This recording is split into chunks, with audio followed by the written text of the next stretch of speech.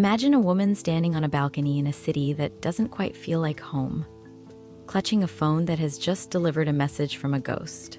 This is Chiamaka, a Nigerian travel writer living in America, and the message is from a man she thought she had buried under years of career success and carefully curated independence. But that's the thing about Chimamanda Ngozi Adichie's world. The past isn't a place you leave behind. It's a shadow that stretches longer the further you run. This is the starting point for Dream Count, a sprawling, textured, and vibrantly alive novel that marks Adichie's triumphant return to long-form fiction. It isn't just a story about love or the African diaspora. It is a granular, often painful, and deeply witty exploration of the Count. The way women calculate their worth, their time, and their chances at happiness in a world that is always trying to shortchange them. Chiamaka is our primary lens, a woman who has built a life out of movement. She spends her days writing about luxury hotels and exotic locales, translating the world into glossy prose for people who will never see the grime beneath the gold leaf. She is sharp, cynical, and fiercely protective of her autonomy. Yet, when she receives an email from an old flame, a man who represents the what-ifs of her youth, her polished exterior begins to crack. Adichie describes Chiamaka's internal monologue with such precision that you can feel the humidity of her anxiety. She isn't just reminiscing, she is auditing her life.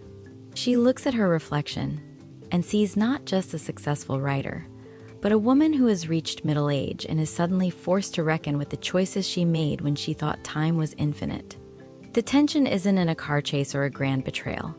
It's in the way she hovers her thumb over the reply button, the way she notices the specific shade of gray in a lover's hair, and the quiet, devastating realization that being free might also mean being profoundly alone. But Chiamaka doesn't exist in a vacuum. The narrative branches out to her circle of friends, each grappling with their own version of the Count. There is Zikora, a high-powered lawyer whose life is a masterclass in controlled perfection until it isn't. We see Zikora in the sterile, high-ceilinged rooms of her workplace, performing the role of the competent black woman while her personal life is a wreckage of unreciprocated longing. There is a specific scene where Zikora is dealing with the aftermath of a breakup, and she finds herself obsessively cleaning her kitchen at 3 a.m. Adichie lingers on the scent of the lemon-scented bleach, and the way the light hits the stainless steel, capturing that specific brand of heartbreak where you try to scrub away your sadness by making your environment shine. Zikora's struggle is with the biological clock and the societal expectation that a woman's success is incomplete without a partner and a child. She is a woman who can win a multi-million-dollar case, but feels like a failure because she is eating a microwave dinner for one. Then we have Omelajade, the youngest of the group, who represents a different kind of hunger. If Chiamaka is about the past and Zikora is about the present, Omelajade is the terrifying, beautiful face of the future. She is vibrant, tech-savvy, and seemingly unburdened by the traditional hang-ups of her elders. But as we zoom in on her life, we see the performative nature of her joy. She navigates the world of social media and modern dating with a calculated grace. Yet, there is an underlying hollowness. In one scene, she describes the exhaustion of content creation, the way she has to fragment her soul into bite-sized pieces for public consumption. Through Omelajade, Adichie explores how the digital age hasn't freed women from the Count. It has simply accelerated it. The fourth pillar of this story is Kadi, whose life is perhaps the most grounded and yet the most quietly radical. Katie is a doctor, someone who deals in the physical realities of life and death every day. Her perspective provides a necessary friction to Chiamaka's intellectualism and Zikora's corporate sheen. Kadi's struggle is with the weight of family, the endless, exhausting demands of being the reliable one. We see her navigating the complexities of Nigerian family dynamics, where boundaries are treated as suggestions and guilt is a primary currency. There is a moment where Katie is on a video call with her mother, who is subtly criticizing her for not being married. And the way Katie holds her face still, a mask of dutiful daughterhood while her internal self is screaming, is one of the most relatable and heartbreaking passages in the book. What makes Dream count so much more than a women's fiction novel is the way Adichie weaves in the global political climate without ever letting it overwhelm the personal. The characters move through a world shaped by the lingering effects of the pandemic, the rise of right-wing populism, and the shifting tides of racial politics in the West. But these aren't treated as headlines.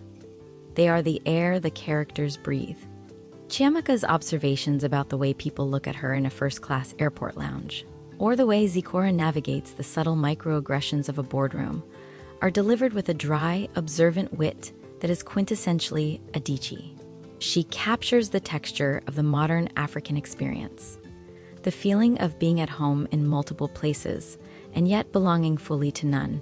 The prose in Dream Count is dense, almost luxurious. Adichie doesn't rush. She wants you to taste the jollof rice, to smell the expensive perfume in a London hotel lobby, and to feel the specific itch of a lace dress at a Lagos wedding. There is a scene at a high society party in Lagos that is a masterpiece of social satire.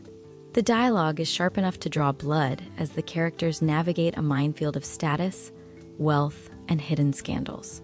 You can almost hear the clinking of champagne glasses and the low hum of gossip.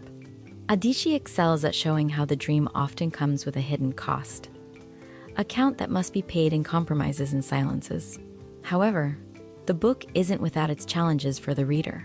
At over 500 pages, the pacing can feel deliberate, bordering on slow in the middle sections. Chiamaka prioritizes interiority over plot, which means there are long stretches where nothing happens in the traditional sense.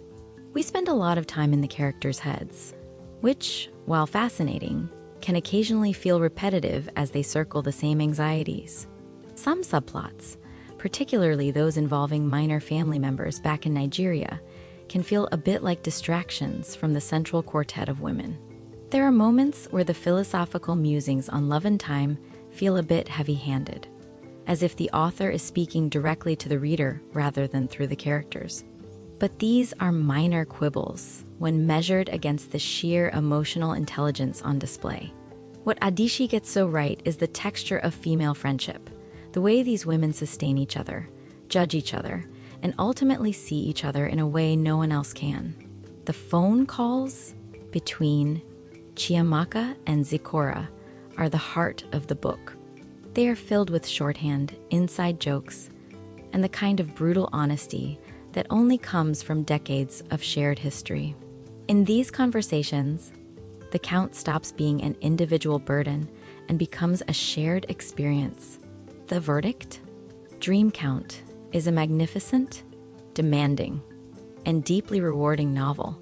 It is a book for anyone who has ever looked at their life and wondered if they are living the version they intended, or if they are just occupying a space shaped by the expectations of others. It's for the dreamers, the calculators, and everyone caught in between. Adichie has written a love letter to the complexities of modern womanhood, one that refuses to provide easy answers or happily ever afters. Instead, she gives us something much more valuable: the truth. If you are looking for a fast-paced thriller, this isn't it. But if you want a book that you can live inside, a book that will make you look at your own count with fresh eyes, then Dream Count is essential reading. It confirms Adichie's status as one of our greatest living observers of the human condition. She doesn't just tell a story, she maps a soul. If you enjoyed this deep dive into the world of Dream Count, make sure to hit that like button and subscribe for more literary explorations.